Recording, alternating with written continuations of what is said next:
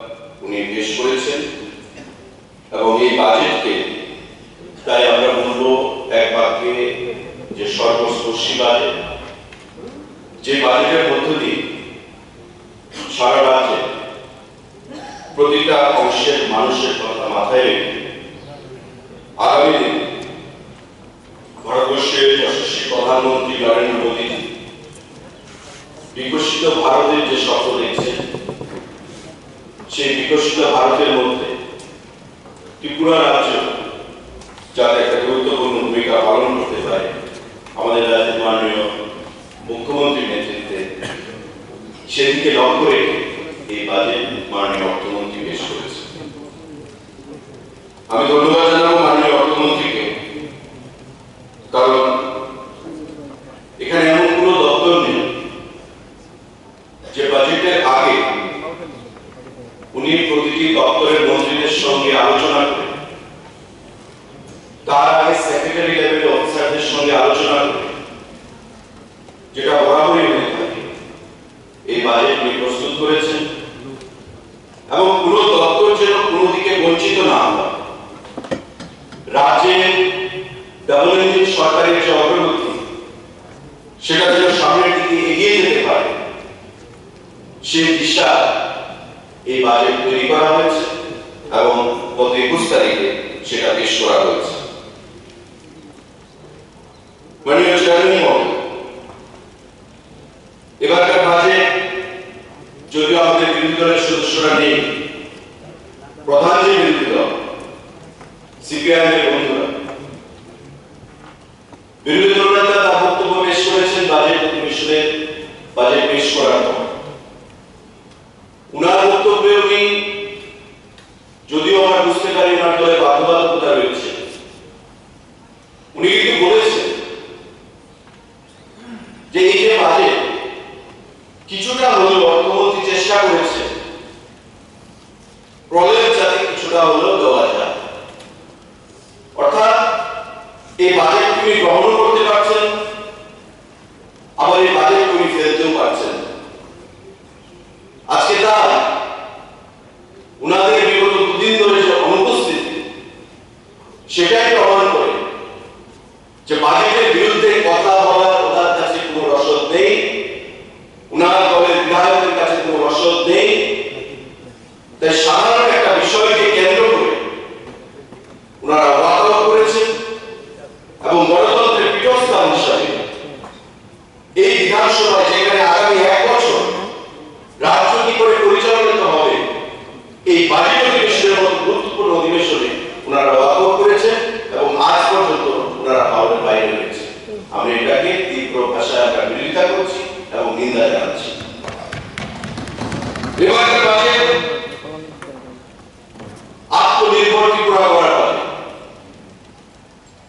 আমরা এক সময় শুনতাম, এখানে বিরোধী দলের খুব পুরনো সদস্য সম্মানিত গোপাল রায় আছে, যে ত্রিপুরা রাজ্য 90:10 রেশিও, অর্থাৎ 90% অর্থ আসবে কেন্দ্রীয় সরকার থেকে, আমাদের যে স্টেট রেভিনিউ, আমাদের যে ইনকাম, সেটা হচ্ছে 10%, 10%। দীর্ঘদিন এই জিনিসগুলো শুনতে শুনতে কিন্তু আমরা এসেছি এবং আমরা যারা এখানে বিরোধী দলের বিধায়কদের বাইরে চেষ্টা করেছি, যারা সদস্যরা বা মন্ত্রীরা আমরা আছি, আমরা একটা বদ্ধমূল ধারণায় ছিলাম যে আমাদের রাজ্যে রাজস্ব বলতে কিছু নেই, লিমিটেড সোর্স অফ আর্নিং, কেন্দ্রীয় সরকার যদি আমাদেরকে না দেন তবে আমরা রাজ্য এগিয়ে নিয়ে যেতে পারবো না, রাজ্যের উন্নয়ন ধারাকে আমরা অব্যাহত রাখতে পারবো না।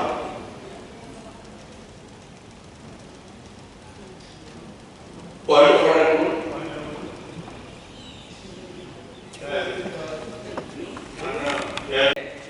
into economic income 13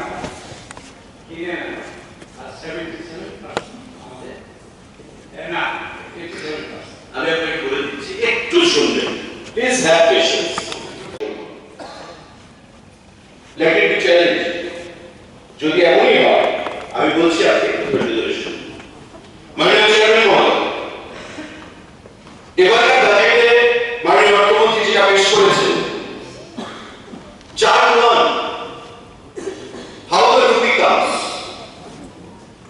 এখানে ডায়াগ্রাম করে দেখানো হয়েছে যে আমাদের কি কি ভাবে অর্থ আসে এবং পরের পাতায় আছে কি কি ভাবে আমাদের অর্থ যায়। আমাদের যে টোটাল বাজেট 32,000 কোটি টাকার উপর যে বাজেট মাননীয় অর্থমন্ত্রী পেশ করেছেন, সেই বাজেটে দেখানো হয়েছে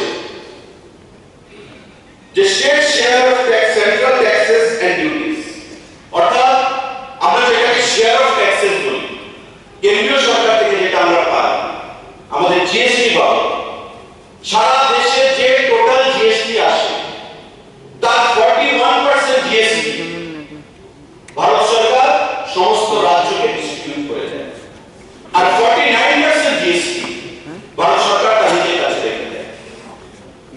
আমাদের এই 41% জিএসটি 0.78% জিএসটি আমাদের রাজ্য সরকার আমরা পাই। এই জিএসটি নিয়ে আমাদের যে নন ট্যাক্স রেভিনিউ, আমাদের যে ট্যাক্স রেভিনিউ, সেটা মিলিয়ে দেখা যাচ্ছে আমাদের জিএসটি বাবদ আমরা 11,152.75 কোটি টাকা পাচ্ছি। আমরা আমাদের ওন ট্যাক্স রেভিনিউতে 4,010 কোটি টাকা পাচ্ছি, আর ওন যে নন ট্যাক্স রেভিনিউ তার 504 কোটি টাকা পাচ্ছি। অর্থাৎ আমাদের প্রায় 16,000 কোটি টাকার উপর টোটাল বাজেটের মধ্যে আমাদের হচ্ছে নিজস্ব স্টেট রেভিনিউ, আমাদের নিজস্ব ইনকাম। কারণ কেন্দ্রীয় সরকার যেটা আমাদেরকে জিএসটি থেকে দিচ্ছে, এটা আমাদের নিজস্ব ইনকাম। আমাদের যে স্টেট ওন সোর্স রেভিনিউ, সেটা আমাদের নিজস্ব ইনকাম, এবং আমাদের যে নন ট্যাক্স রেভিনিউ, সেটা আমাদের নিজস্ব ইনকাম। তো স্বাভাবিকভাবে যে 16,000 কোটি টাকার উপর যে টোটাল কিউমুলেটিভ অ্যামাউন্ট আমরা পাচ্ছি, সেটা আমাদের নিজস্ব ইনকাম। 48% হচ্ছে আমাদের টোটাল বাজেটের উপর আমাদের নিজস্ব ইনকাম। তারপরে তো আমাদের সেন্ট্রালের যে স্পন্সর্ড স্কিমগুলো, সেগুলো রয়েছে মাননীয় চেয়ারম্যান মহোদয়। আমি মাননীয় সদস্যকে এটাই বলবো, যেটা আমি বলার চেষ্টা করেছি, যে ডায়াগ্রামে আছে আপনি দেখবেন যে আমাদের 34.86% হচ্ছে আমাদের শেয়ার অফ ট্যাক্সেস, আমাদের স্টেট ওন যে সোর্স নন ট্যাক্স রেভিনিউ 1.58%, আমাদের স্টেট ওন ট্যাক্স রেভিনিউ হচ্ছে 12.53%। এই টোটালটা মিলিয়ে আমাদের 48% হচ্ছে নিজস্ব রেভিনিউ।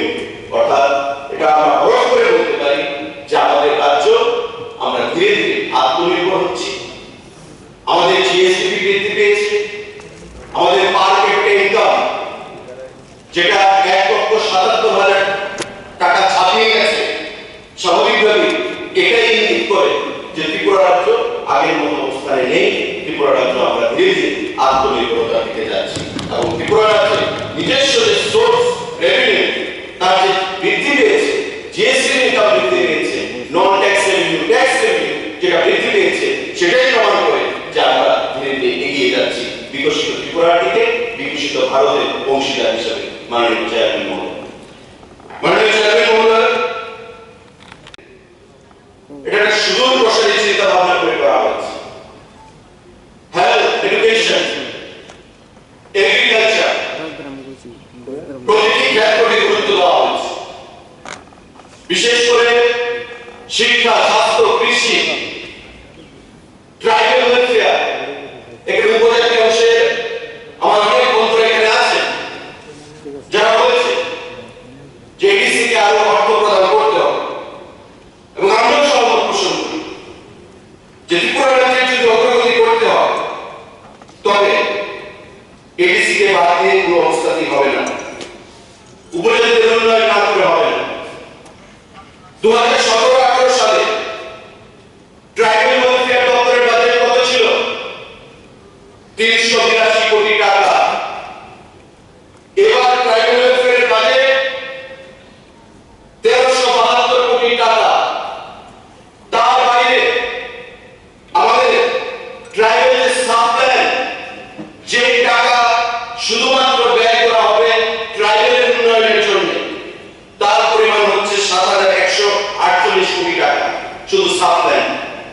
ট্রাইবাল রিসার্চ ইনস্টিটিউটের জন্য 46 কোটি টাকা, প্রিমিটিভ গ্রুপ 57 কোটি টাকা, টোটাল 8625 কোটি টাকা আমরা ট্রাইবাল ওয়েলফেয়ারের জন্য আমরা রেখেছি। অর্থাৎ ত্রিপুরা রাজ্যে উপজাতিদের উন্নয়নে সেই টাকা খরচা হবে। তার বাইরে 640 কোটি টাকা উপর ডাইরেক্ট ডিসি কে দেওয়া হচ্ছে। মাননীয় চেয়ারম্যান মহোদয়, টাকা অঙ্কে যদি আমরা হিসাব করি, আমাদের বাজেটে একটা বিশাল অংশ উপজাতিদের উন্নয়নে সেখানে খরচ করা হচ্ছে। এবং আগামী দিনে আমরা জাতি, জনজাতি, উপজাতি প্রত্যেকে এই ত্রিপুরাকে এক ত্রিপুরা, শ্রেষ্ঠ ত্রিপুরা করব, বিকশিত ত্রিপুরা তৈরি করব এবং ভারতবর্ষের অন্যান্য যে রাজ্যগুলো, সেই রাজ্যগুলোর সঙ্গে একসঙ্গে কাঁধে কাঁধ দিয়ে, হাতে হাত দিয়ে উন্নয়নের দিকে আমরা এগিয়ে যাব। মাননীয় চেয়ারম্যান মহোদয়, আমাদের মাননীয় মুখ্যমন্ত্রীকে আমি ধন্যবাদ জানাবো, মাননীয় অর্থমন্ত্রীকে আমি ধন্যবাদ জানাবো যে আমাদের রাজ্যে শিক্ষা ব্যবস্থাকে ঢেলে সাজানোর জন্য এই বাজেটে অনেক গুরুত্বপূর্ণ সিদ্ধান্ত সেখানে গ্রহণ করা হয়েছে। শিক্ষা ব্যবস্থায় ক্লাস 11, ক্লাস 12 ছাত্র ছাত্রীদের জন্য আমাদের যে সাব ডিভিশন রয়েছে, 23টা সাব ডিভিশন, সেই 23টা সাব ডিভিশনের মধ্যে কোচিং সেন্টার করা হবে, একটা প্রস্তাব রাখা হয়েছে। অর্থাৎ 11 এবং 12 এটা হচ্ছে ছাত্র ছাত্রীদের কাছে একটা গুরুত্বপূর্ণ সময়। 12 পরীক্ষার পর অনেক পরীক্ষার্থীরা নিট দেবে, জেইএস দেবে, অ্যাডভান্স পরীক্ষা দেবে, বিভিন্ন এন্ট্রান্স পরীক্ষা দেবে, যাতে আগামী দিনে তার ভবিষ্যৎকে সুন্দর করতে পারে প্রতিযোগিতামূলক পরীক্ষায় বসে, তার জন্য কোচিং সেন্টারের ব্যবস্থা করা হয়েছে। আর আগরতলা শহর সদর মহকুমায় যেহেতু পরীক্ষার্থীর সংখ্যা বেশি, তার জন্য 3টে কোচিং সেন্টারের প্রস্তাব সেখানে রাখা হয়েছে। অর্থাৎ 22টা সাব ডিভিশনে থাকবে একটা করে কোচিং সেন্টার, আর মহকুমায়, সদর মহকুমায় থাকবে 3টা কোচিং সেন্টার। টোটাল 25খানা কোচিং সেন্টার ত্রিপুরা রাজ্যে ছাত্র ছাত্রীদেরকে সেখানে কোচিং প্রদান করবে, যাতে আগামী দিনে তারা শিক্ষা ব্যবস্থা নিজেদেরকে সুদূর প্রসারী ভবিষ্যতের দিকে এগিয়ে যেতে পারে। শুধু তাই নয়, গ্রামীণ স্বাস্থ্য ব্যবস্থা ঢেলে সাজানোর জন্য মাননীয় মুখ্যমন্ত্রী উদ্যোগ গ্রহণ করেছেন।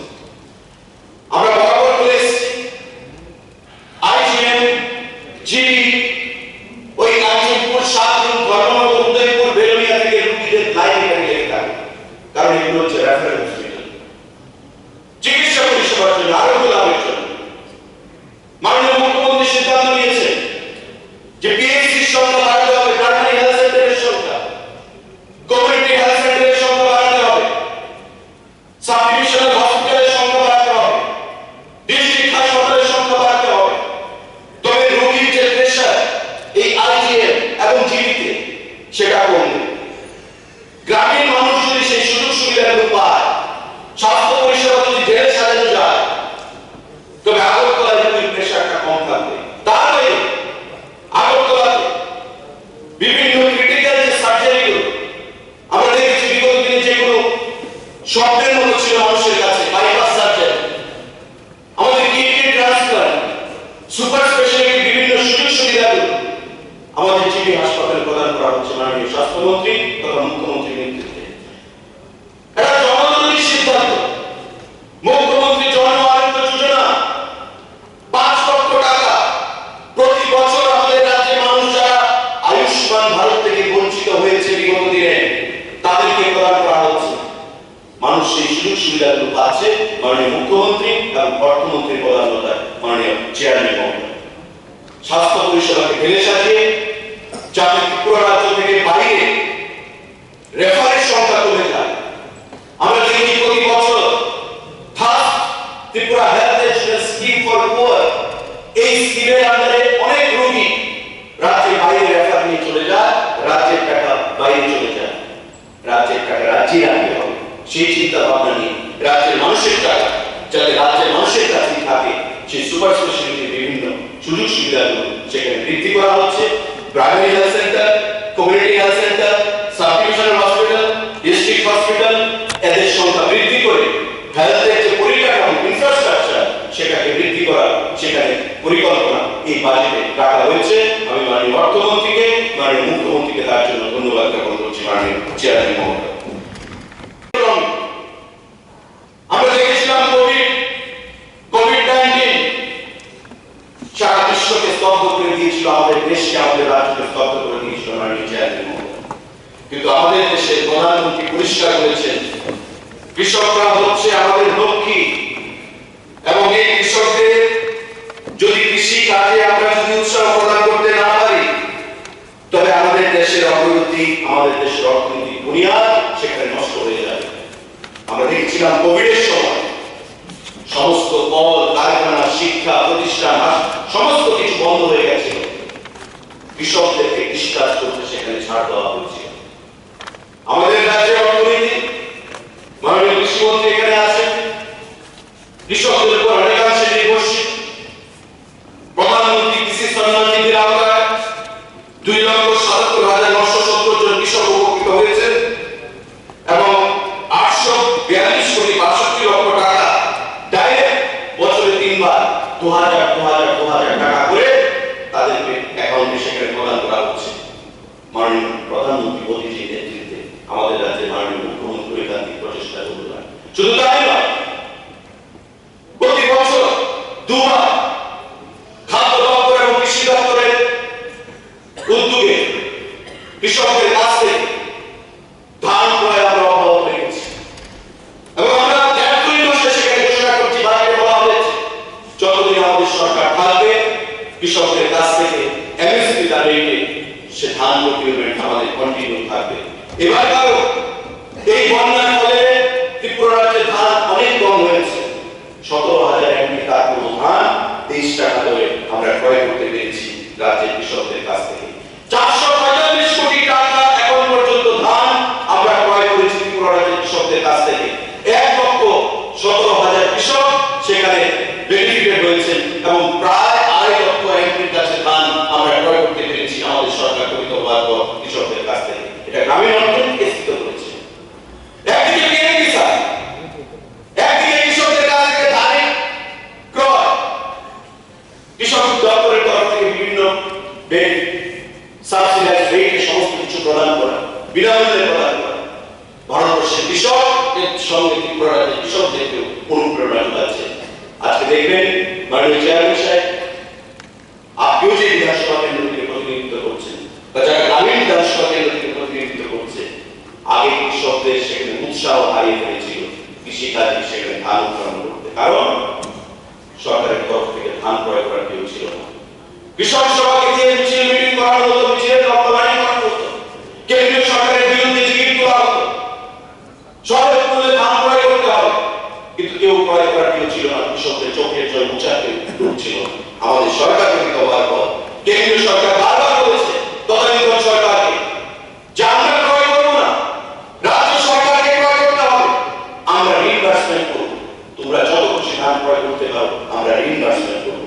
তারা সেই সিদ্ধান্ত গ্রহণ করেনি, কৃষকদেরকে ভুল বুঝিয়ে মিছিল মিটবে লম্বা লাইন করেছে, পার্টি শুরুতে বীর জমিয়েছে। আমাদের সরকার গঠিত হওয়ার পর আমরা সেই সিদ্ধান্ত গ্রহণ করেছি এবং আমরা দেখো এই ভাষা মাননীয় মুখ্যমন্ত্রী বলেছেন এই সিদ্ধান্ত আমাদের জারি রাখতে হবে। আমাদের সরকার যতদিন আছে কৃষকদের কাছ থেকে ধান ক্রয় আমরা জারি রাখবো। আগামী দিনগুলোতে আজকের এই বাজেটে যে আমাদের পেশ করা হয়েছে সেই বাজেটে সেই কথা বলা হয়েছে মাননীয় চেয়ারম্যান মহোদয়। তো স্বাভাবিকভাবে বিরোধীদের কোনো বক্তব্য নেই। আমি একটা কথা বলেছিলাম যে for finders will find forgiven in paradise. যারা ভুল করে অভ্যস্ত, ত্রুটি করে অভ্যস্ত, যারা গোলা জলে মাছ ধরে অভ্যস্ত, তারা বরাবর সঙ্গে গেলেও দুষ্কৃতি করবে, গোলা জলে মাছ ধরতে চাই। আজকে বিরোধীরা যে ভূমিকা তারা পালন করেছে বিগত 2-3 দিন ধরে, মোস্ট আনডেমোক্রেটিক ম্যানারে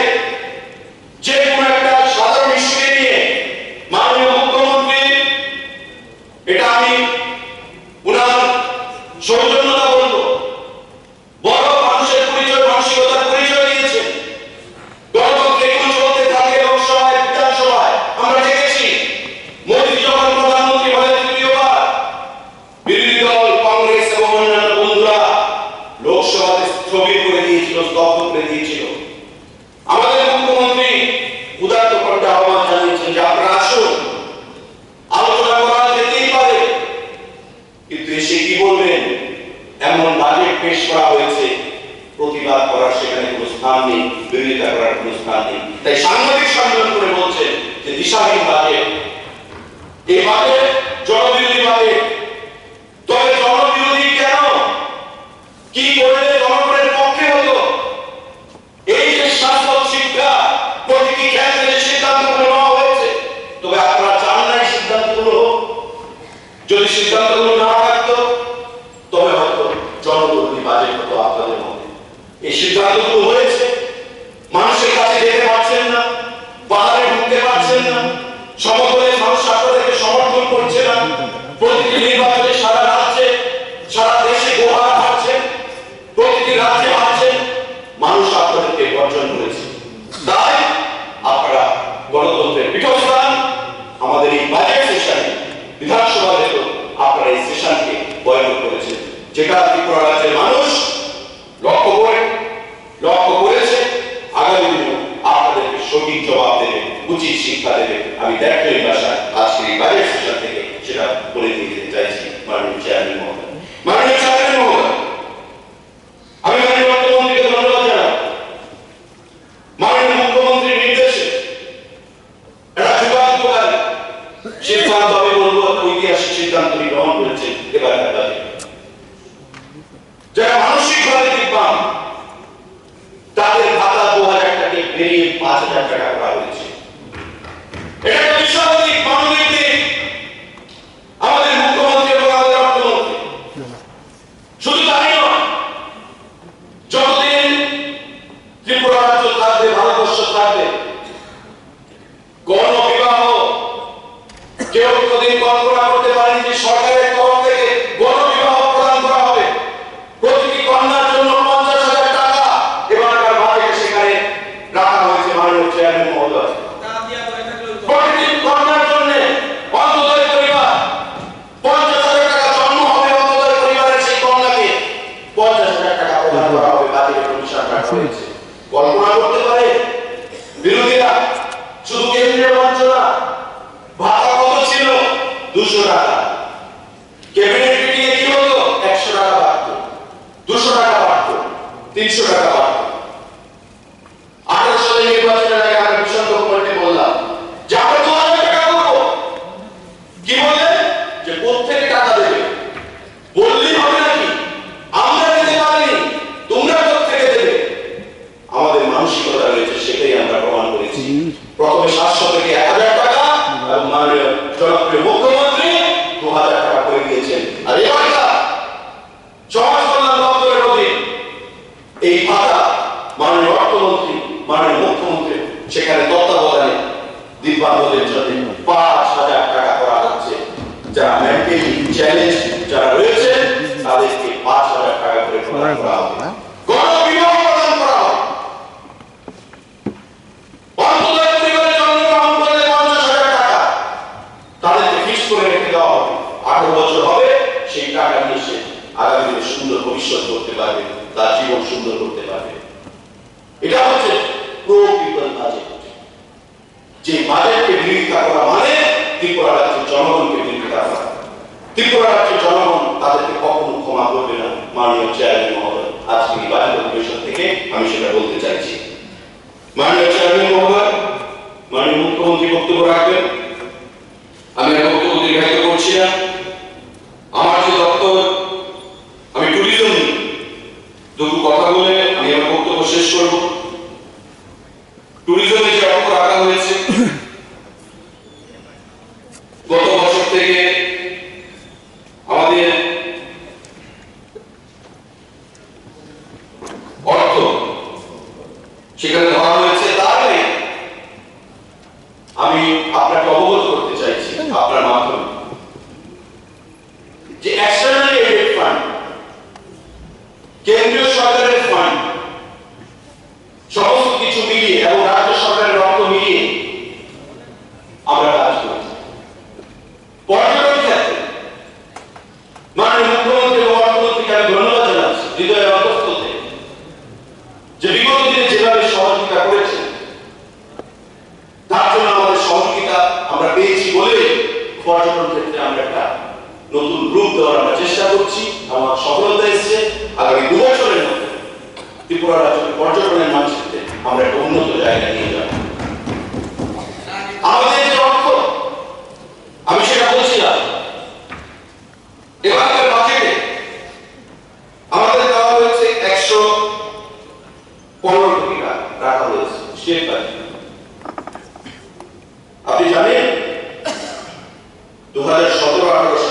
গোপালবাবুকে বলছি, আপনাদের বন্ধুরা কত রেখেছে? অনলি 9 কোটি টাকা। In the year 2017 and 18, the budgetary provision for tourism was only 9 crore. 9 কোটি টাকা। গতবার ছিল 159 কোটি টাকা। মাননীয় সদস্য, আপনি জানবেন, আপনিও এটা একটা বাজেট বাড়তে তো পারে, আমরা আগে অ্যাডজাস্ট করি।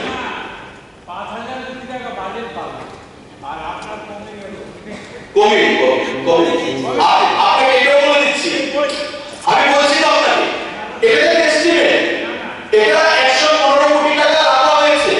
তারপরে আমি শুনছি, আপনি বুকে হাত দিয়ে বসুন, আমি আপনাকে বলছি বুকে হাত দিয়ে বসুন, টাকার পরিমাণটা আমি বলছি আপনাকে, আপনি বসুন না মাননীয় সদস্য, আপনি বসুন, আমি আপনাকে আসল ফিগারটা বলছি তো, আমি আপনাকে বলছি।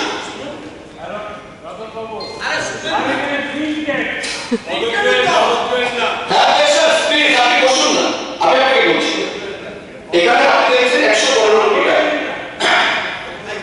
এটা অ্যাকচুয়াল অ্যামাউন্ট নয়, আমি আপনাকে বলছি 115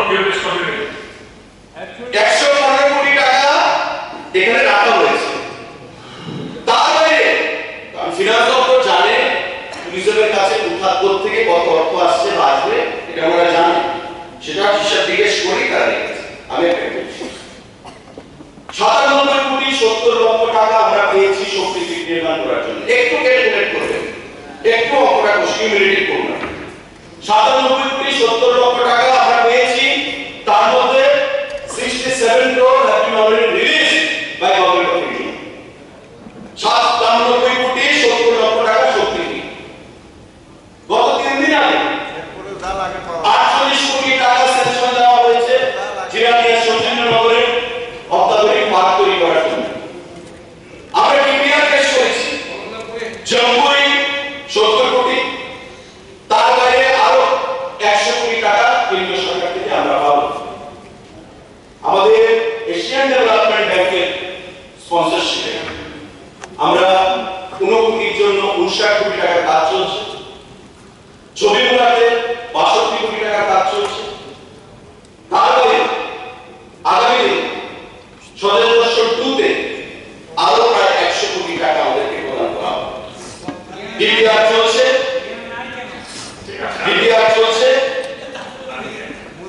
ডিপিআর তৈরির কাজ চলছে, এবং আগামী দিনে পর্যটনের ক্ষেত্রে আমি যেটা বলার চেষ্টা করেছিলাম, কমিউনিটির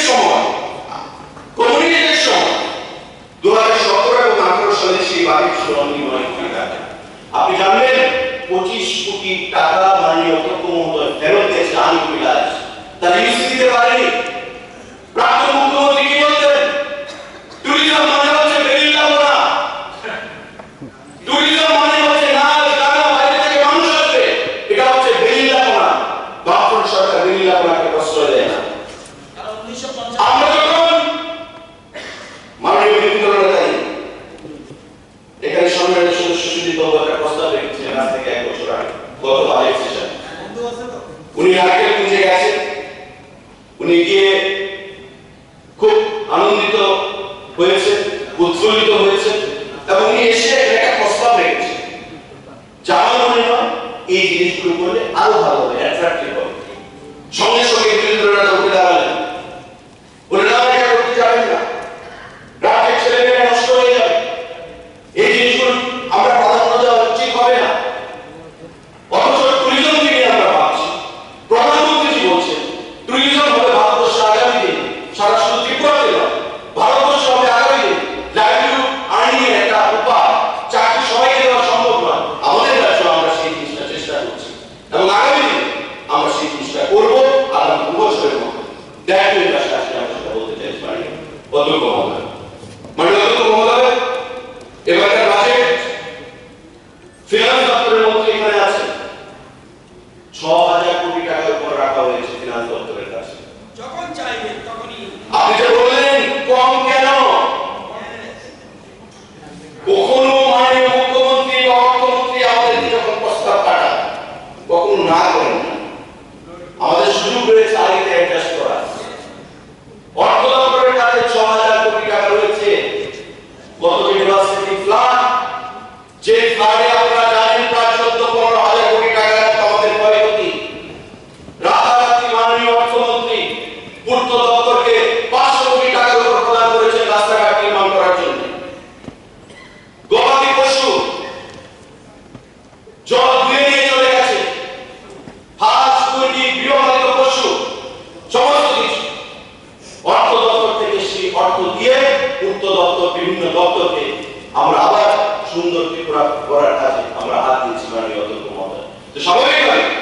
এবার যে বাজেট কোনো কর কারোর উপর চাপানো হয়নি। আপনি দেখবেন, আমি যেটা আমার বক্তব্য শুরুতে বলেছি, মাননীয় চেয়ারপারসন ছিলেন, যে আমাদের শেয়ার অফ ট্যাক্সেস, আমাদের ট্যাক্স রেভিনিউ, রিসোর্স, নন ট্যাক্স রেভিনিউ প্রত্যেকটা মিলে আমাদের 48% হচ্ছে, এবং এই 48% টোটাল বাজেটের মধ্যে আপনি এই যে 48% এর অর্থ এই এটা আমাদের নিজস্ব আয়, মানে আমরা রাজ্য আত্মনির্ভর হওয়ার পথে আমরা এগিয়ে যাচ্ছি, বিকশিত ভারতের দিকে আমরা এগিয়ে যাচ্ছি, বিকশিত ত্রিপুরা গড়ার ক্ষেত্রে আমরা এগিয়ে যাচ্ছি, এবং সেটাই হচ্ছে। কারণ ভারতবর্ষের ইকোনমি মাননীয় বিদ্যুৎ বক্তব্য রেখেছেন, কি বলেছিলেন? উনার বক্তব্যের 25 মিনিটে উনি প্রথম হাউডি মোদি দিয়ে শুরু করলেন, ডোনাল্ড ট্রাম্প দিয়ে শুরু করলেন, জার্মানি, ফ্রান্স, রাশিয়া হয়ে উনি ভারতে এলেন, এসে ভারতের অর্থনীতিকে তুলনা করলেন, করে এসে স্টেট বাজেটে এসে 5 মিনিট কথা বললেন। আজকে ভারতবর্ষের অর্থনীতি কি? পঞ্চম শক্তিশালী অর্থনীতি, 3.5 লাখ ট্রিলিয়ন ডলারের সেখানে অর্থনীতি। ভারতবর্ষের অর্থনীতি কি? মার্কিন যুক্তরাষ্ট্র, চায়না, জাপান, তাদের পরেই হচ্ছে ভারতবর্ষের অর্থনীতি। মোদীজি যার নেতৃত্ব দিচ্ছেন, এবং আমাদের কাছে মাননীয় মুখ্যমন্ত্রী প্রফেসর ডক্টর মানিক শাহ যার নেতৃত্ব দিচ্ছেন, তাই আমাদের জিএসটি বৃদ্ধি পেয়েছে, আমাদের পার ক্যাপিটা ইনকাম বৃদ্ধি পেয়েছে, আমাদের বাজেটে এবার তাই প্রায় 5,000 টাকার কাছে অর্থ ধনরাশি এবার আমাদের এক্সট্রা আমরা বাড়াতে পেরেছি। আর স্বাভাবিকভাবে এটা জনমুখী বাজেট, অর্থনৈতিক বাজেট, ফলদায়ক বাজেট, এবং এই বাজেটকে যারা বিরোধিতা করবে তারা জনগণকে চিন্তা করছে, রাজ্যের মানুষ আগামী দিনে তাদের উচিত শিক্ষা দেবে। এই কথা বলে এই বাজেটকে সমর্থন করে